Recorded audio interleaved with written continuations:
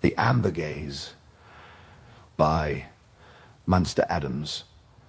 The night pressed down on the cemetery, thick with mist and silence. 5 teenagers, Sammy, Cass, Luke, Jared, and Rose, found themselves there, uneasy despite the haze of meth clouding their senses. They had come to the forgotten graveyard on a dare, laughing as the drug numbed their fear. But the shadows seemed to shift around them, almost as if they were being watched. Somewhere in the fog, a voice whispered their names, calling each syllable with a hollow, rasping echo that drifted through the mist. What was that? Cass's voice quivered, breaking the brittle silence. Probably just the wind, Sammy replied, though his bravado faltered as he glanced around. The gravestone seemed to loom closer, more menacing. The world had taken on a surreal, twisted quality.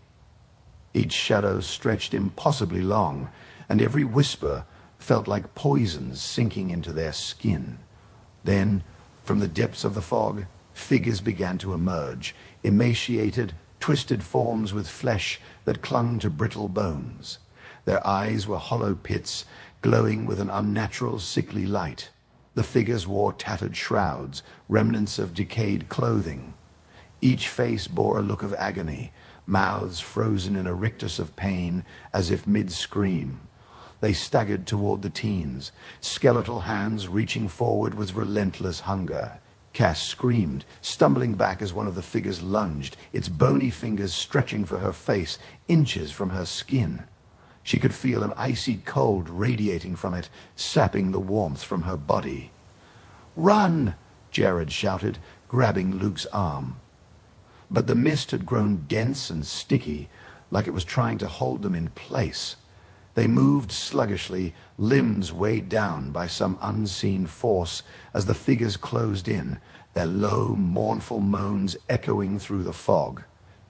Sammy swung wildly at one of the creatures, his fists connecting with its hollow chest. A sickening crack filled the air, but the figure didn't fall. It absorbed the blow, leaning closer, its head cocked, studying him with empty eyes. Then, with a sudden movement, it lashed out, clawing across Sammy's face. The freezing trails it left behind burned like fire.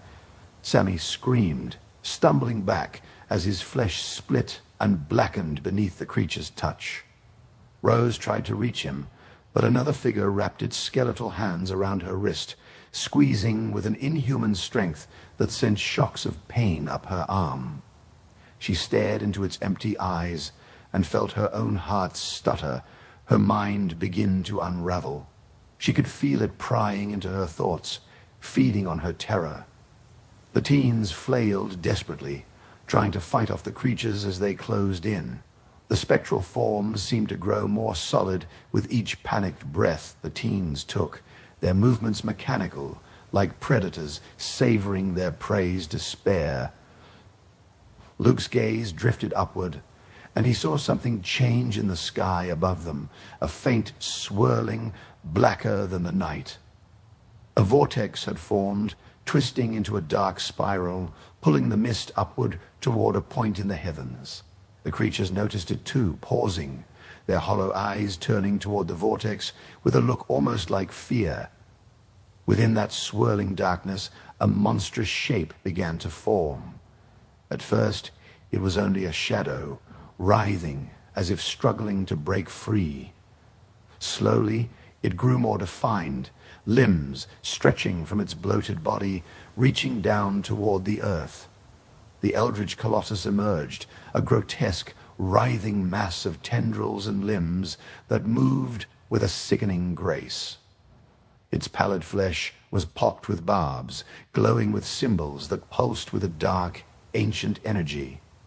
And at its center was a single, enormous amber eye, leering with an unspeakable hunger. Clusters of smaller eyes surrounded it, each one lidless and accusing, their gaze roving over the cemetery below. The spectral creatures that haunted the cemetery turned, their hollow eyes widening at the sight of the colossus. They shuddered, convulsing in primal terror as its tendrils reached down, seizing one wraith and crushing it into its flesh with a sickening, wet sound. The creature absorbed the spectral form, its symbols glowing brighter as it fed. The teens watched in horror as the colossus devoured the wraiths, but soon its gaze shifted toward them. One by one, they were seized by its tendrils, their bodies bending and twisting as they were drawn into the vortex above. As dawn crept over the horizon, the creature retreated, dragging the echoes of their screams with it. Silence returned to the cemetery, yet beneath the earth a faint whisper lingered, a hunger unsated, waiting for the next foolish soul to wander too close.